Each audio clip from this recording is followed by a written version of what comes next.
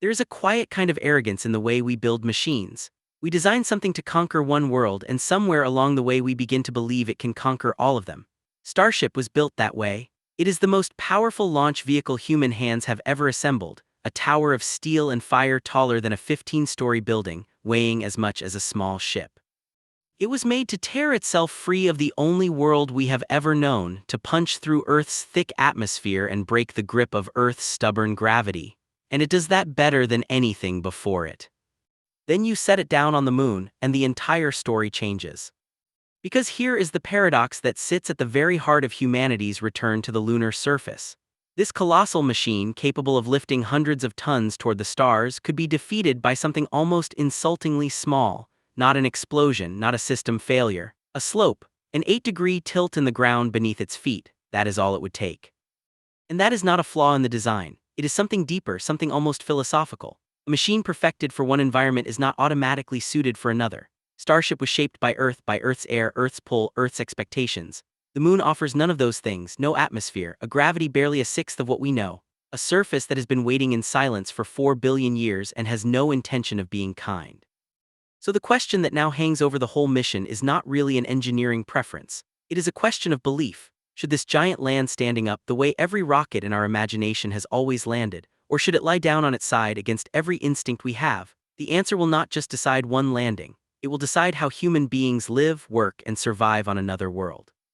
To understand why, you have to begin with a single idea borrowed from the oldest corner of physics, something called moment of inertia. Strip away the mathematics and it means something very simple. It is a measure of how hard it is to start an object rotating and how hard it is to stop it once it has begun. For something tall and heavy, that resistance is enormous, and that cuts both ways. A tall vehicle does not want to tip, but once it starts tipping, it does not want to stop. Picture the giant beginning to lean. Maybe one landing leg has settled into a patch of soft ground. Maybe an engine fired a fraction unevenly. The lean begins and momentum gathers behind it faster and faster. To arrest that fall, you need force, and here is the cruel part. The force you need does not simply grow with the height of the vehicle. It grows with the square of it, double the height, and the corrective push you need is not twice as large. It is 4 times larger. At 52 meters tall, the forces involved can climb beyond anything any control system on the planet could deliver in the seconds it has to react. The history of landing on other worlds tells this story in plain numbers. The lunar module that carried the first humans to the moon stood barely 7 meters tall, squat, compact, naturally stable, almost impossible to tip. Decades later, in early 2024, a small robotic lander reached the lunar surface standing only a little over 4 meters, and even that modest machine tipped over as it touched down. Now imagine a vehicle 12 times taller than that lander coming down onto the same unforgiving ground. The physics do not get a little harder as you scale up, they get catastrophically harder. The rules leave almost no room. Mission planners allow a maximum tilt of just 8 degrees at touchdown. But the region this giant is meant to reach, the shadowed terrain near the moon's south pole, is carved with slopes of 15, even 20 degrees, and blanketed in loose dust that can run several meters deep. If a single leg sinks just a meter into a soft pocket of that dust, the entire vehicle can pitch past 25 degrees in about 2 seconds, past the point of any recovery. 2 seconds between a triumphant landing and a fallen tower. And stability is only the first ghost in the machine. There is a second problem, and it hides near the very top. The crew cabin sits roughly 30 meters above the ground. That is the height of a 10-story building. To set foot on the moon, the astronauts cannot simply step out and climb down. They have to ride an elevator, an external electrically driven lift bolted to the outside of the vehicle, just to begin a walk on the surface, descending 10 stories before the adventure even starts. There is a sacred principle in human spaceflight, a rule paid for in lives. It says that no single failure should ever be able to endanger the crew. One thing breaks and there must always be another way to survive. The elevator as it stands breaks that rule directly. Imagine it jams while the astronauts are outside far below standing on the surface, or it loses power. There is no backup ladder, no second airlock, no emergency route back inside their only shelter on an airless world. They would be stranded at the foot of their own ship, looking up at a door they cannot reach. Compare that to a rival concept, a smaller lander around 16 meters tall where astronauts simply climb a ladder. No motors, no electronics, nothing mechanical standing between a human being and the doorway to survival. Engineers are working hard on ways to make the elevator safer, to add redundancy, to build in backups. But a cabin reachable only through one electromechanical system, 10 stories in the air, can be made safer. It cannot be made simple. The danger can be reduced. It cannot be made to vanish. And then there is the violence of the landing itself, perhaps the least understood danger of them all. As the giant descends, its cluster of engines does far more than slow it down. They reach out and strike the ground, and on the moon that interaction becomes something we have almost no experience with.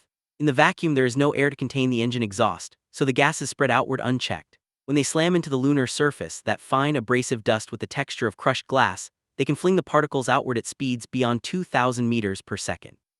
At that velocity, microscopic grains stop being dust. They become bullets. A storm of high-speed projectiles capable of scarring sensors and blinding the very cameras the vehicle is relying on to guide itself down precisely in the final moments when seeing clearly matters most. The first astronauts to land on the moon reported losing sight of the surface entirely in the dust their far smaller engines kicked up. This vehicle carries 6 powerful engines, and the effect they will produce is not slightly worse. It is worse by orders of magnitude.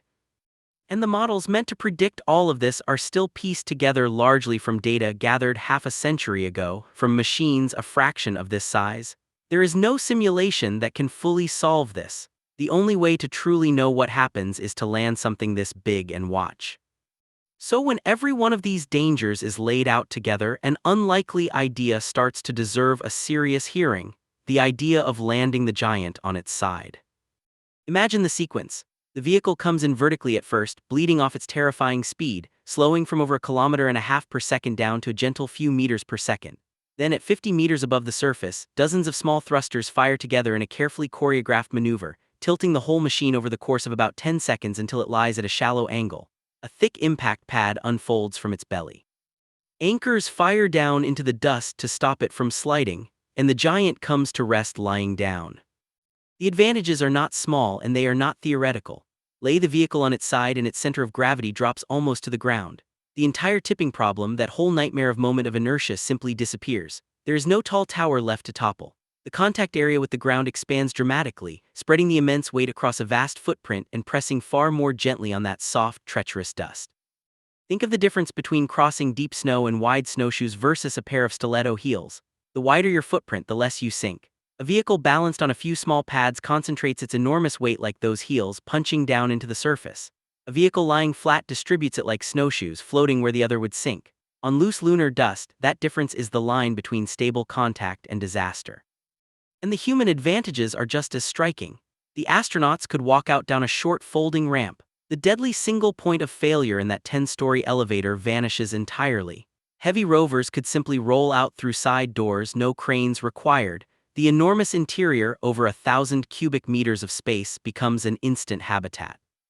And dust piled over the hull could shield the crew from the vast majority of the radiation pouring through space, turning a used-up lander into a hardened, radiation-proof base at almost no extra cost. A spent machine becomes a home. But the physics push back, and they push back hard. Take an empty soda can and stand it upright. It can hold a surprising amount of weight pressing straight down on it, far more than its thin walls should allow. Now lay that same can on its side and press. It crumples almost instantly. Rockets are built on exactly that principle. They are astonishingly strong when forces run straight down their length and far weaker when forces try to bend them sideways. Landing the giant on its side imposes precisely those sideways bending forces across its midsection, concentrated at a few points instead of carried safely down through its base. The fuel tanks inside would face sloshing and pressure stresses they were never designed to survive. You could reinforce the structure to handle all of that, but reinforcement means adding many tons of mass. And on a journey to the moon, every single kilogram of structure is a kilogram that cannot be crew, cannot be fuel, cannot be cargo. And then comes the decision that ends the argument for any mission carrying people. A giant that lands on its side cannot take off again. To leave the moon, it would have to be lifted back upright first, a 300-ton machine raised from lying flat to standing tall, and no practical way to do that exists. For a crew that needs to come home, lying down is a one-way trip. So for missions carrying astronauts, the horizontal landing is simply out of reach. And this is where it becomes fascinating. For a different kind of mission, it might be the most sensible idea anyone has ever proposed. Imagine a cargo version never meant to fly again, sent to the moon to lie down permanently and become infrastructure. A pre-built shelter. A radiation-shielded base waiting for the humans who will follow. Seen that way, the very thing that disqualifies it for crews, its permanence, becomes its greatest strength. When you finally lay the two approaches side by side and judge them honestly, there's no clean winner. What emerges instead is a map of competing priorities, each one pulling in a different direction. Stability on rough ground and a safe path for astronauts to step outside both favor lying down. But structural strength, keeping the weight low, and the absolute necessity of flying home again all favor standing up. The horizontal idea owns the future of long-term habitats outright, with no rival. The vertical design owns the missions where people need to land, work, and leave. No single shape wins across every kind of mission. Short crewed visits want the giant standing tall. A permanent presence on the surface may one day want it lying down. The right answer depends entirely on a question that is not really about engineering at all: what kind of future humanity intends to build up there and how long it plans to stay. There is a deep instinct in this field to trust what is already proven and to treat anything new as an unacceptable gamble. That instinct has saved lives and it deserves respect. But it carries a hidden cost. It can blind us to the moments when a genuinely new world is demanding a genuinely new way of thinking. This giant is being asked to operate in conditions it was never born for. The moon's polar terrain is steeper, softer, and more dangerous than any landing pad on Earth. Crew safety, structural strength, the violence of the engines, and the practical work of living on the surface all pull against one another at once, and no single design answers all of them cleanly. What the path of constant iteration offers is something humbler and braver at the same time. It is the admission that the first answer is almost never the final one. The data from those first landings will confirm some predictions and shatter others. It will reveal dangers no simulation ever caught, and it will almost certainly force the designs to change.